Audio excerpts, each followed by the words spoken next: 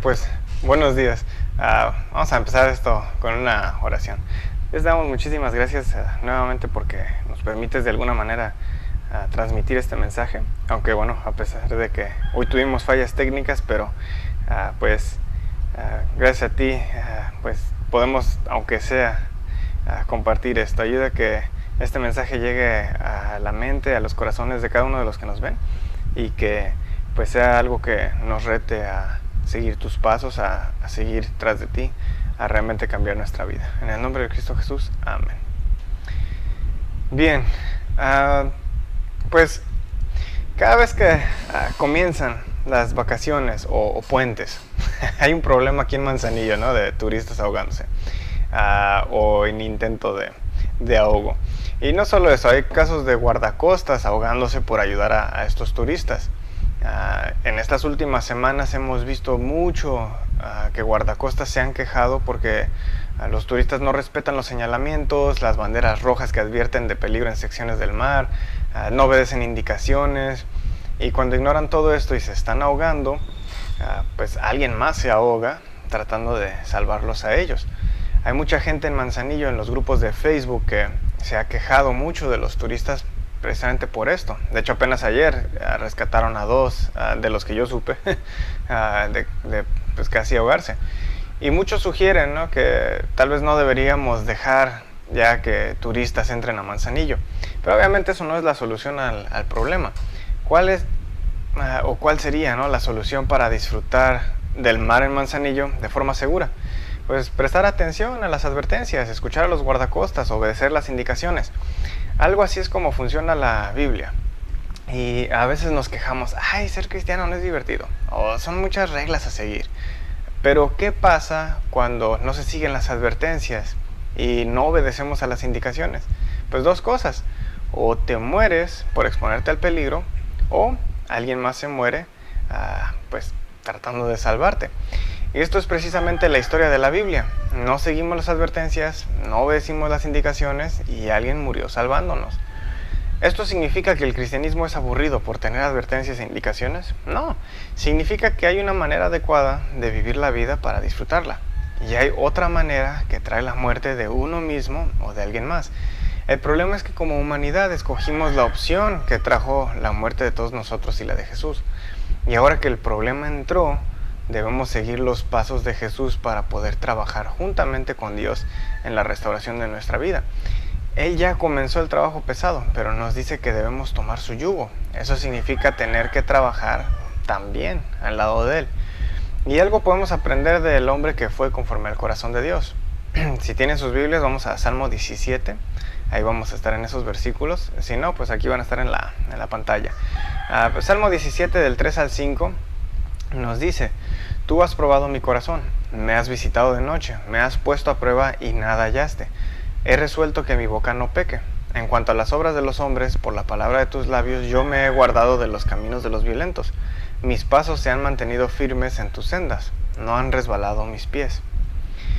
En este capítulo, David está quejándose de sus enemigos que injustamente lo persiguen y acusan.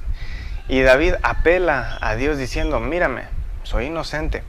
Si examinas mi corazón, no hallarás en él malicia. Mi boca no peca. Cuando sufrimos o alguien nos ataca, es muy fácil ver lo malo en el enemigo, ver lo malo en lo que nos hace sufrir. Y muchas veces lo primero que hacemos es ver todo lo negativo en esa persona. Incluso hasta vemos más cosas negativas que lo que la persona tiene. Es más, somos incapaces, ¿no?, de pensar que algo bueno puede salir de esa persona. E incluso a veces pedimos a Dios para que cambie a esa persona. ¿Saben qué es lo difícil?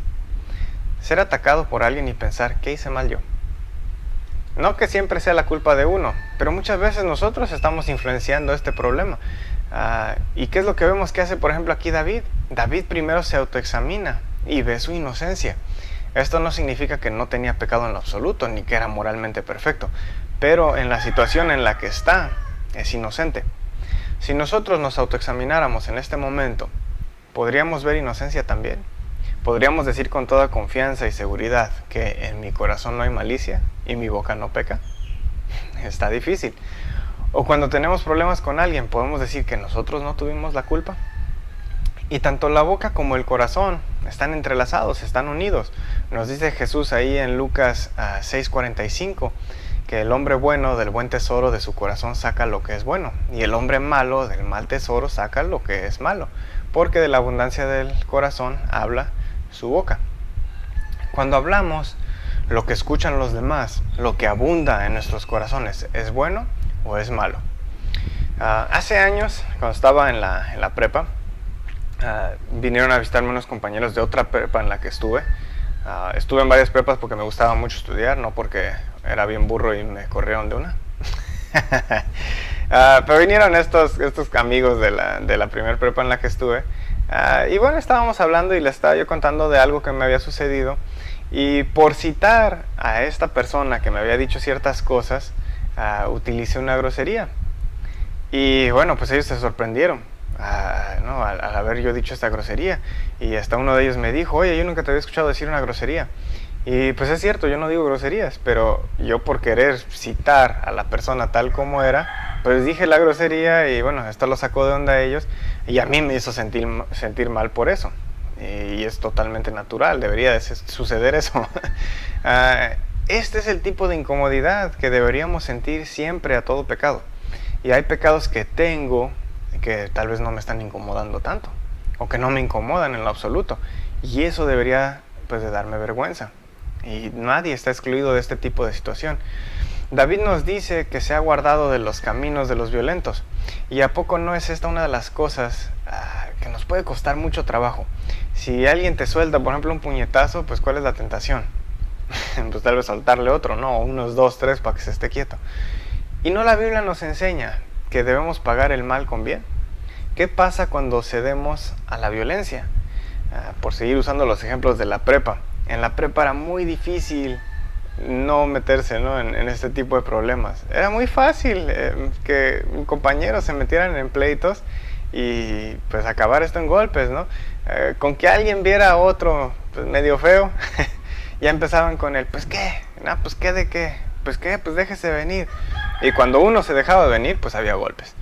Y acababan los dos todos moreteados y con los ojos incluso hinchados, ¿no? Como Malcolm el del medio cuando se talla los ojos con la hiedra venenosa. Responder a la violencia con violencia siempre engendrará más violencia. La violencia no trae nada positivo, por más que tratemos de justificarla, pues no va a traer nada bueno. El camino de Jesús es un camino mejor. Nos dice Romanos 12:20, pero si tu enemigo tiene hambre, dale de comer, si tiene sed, dale de beber, porque haciendo esto carbones encendidos amontonará sobre su cabeza. Hace muchos años iba con mi papá y salimos, bueno, de lo que es la casa, saliendo ahí hacia lo que sería la carretera. Pues él se asomó, no venía ningún carro más que a lo lejos, venía una combi. Pero bueno, él se atravesó desde donde estábamos, pues todo lo que fueron los 3 carriles hasta llegar a la rápida para después dar vuelta en U. Y bueno, cuando ya estábamos ahí esperando para dar vuelta en U, se emparejó la combi que venía pues a lo lejos. Sí pasaron bastantes segundos, ¿no? Y llegó, se emparejó y se bajó bien enojado el señor con un palo de escoba para pues golpear a mi papá, ¿no? Y pues ahí venía diciendo de cosas. Y pues yo lo estaba viendo y dije, no, pues este hombre no sabe con quién se está metiendo. Para ustedes que conocen a mi papá, pues saben que él sabe de artes marciales. Entonces dije, no, ese palito no va a hacer nada. Si hubiera sido en estos tiempos, yo creo que ya hubiera sacado el celular, ¿no? y grabado, pero pues bueno, fue en ese tiempo donde el celular que tenía, si es que tenía en ese entonces, haber sido él ese Nokia, ¿no? El tabique. En fin, yo dije, no, este hombre ya hasta aquí llegó, ¿no? Y pues mi papá abrió la puerta y dije, no, sí, ya valió. Y para mi sorpresa, pues lo que hizo mi papá fue que se recargó sobre la puerta y le dijo, pues perdóname. Y pues el señor a medio camino se quedó así pausado, ¿no? Con el palo de escoba y como que ya no supo qué hacer. Lo detuvo en seco.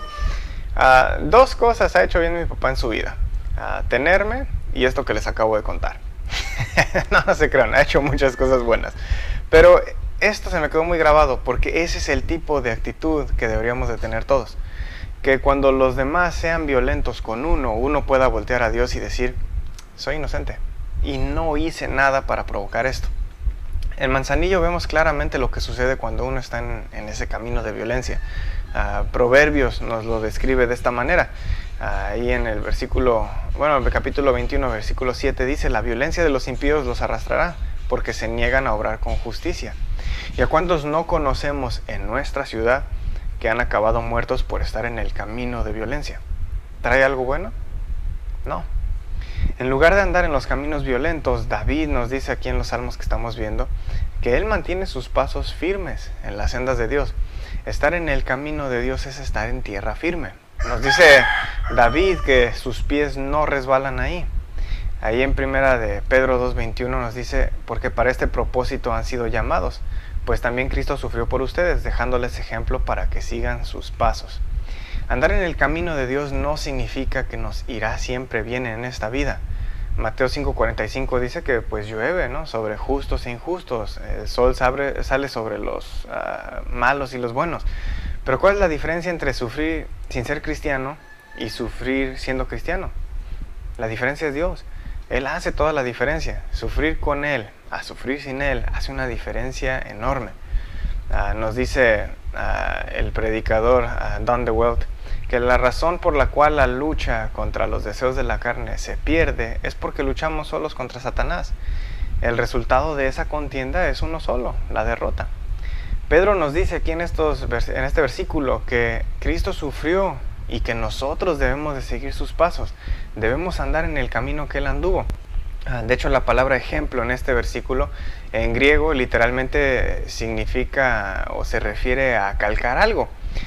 Yo creo que muchos de nosotros nos tocó en la escuela hacer esto, ¿no? De que teníamos tal vez que dibujar una bandera y pues para dibujar el aguilita poníamos una de las monedas por abajo de la hoja y ahí con el lápiz pues ya calcábamos el aguilita, ¿no?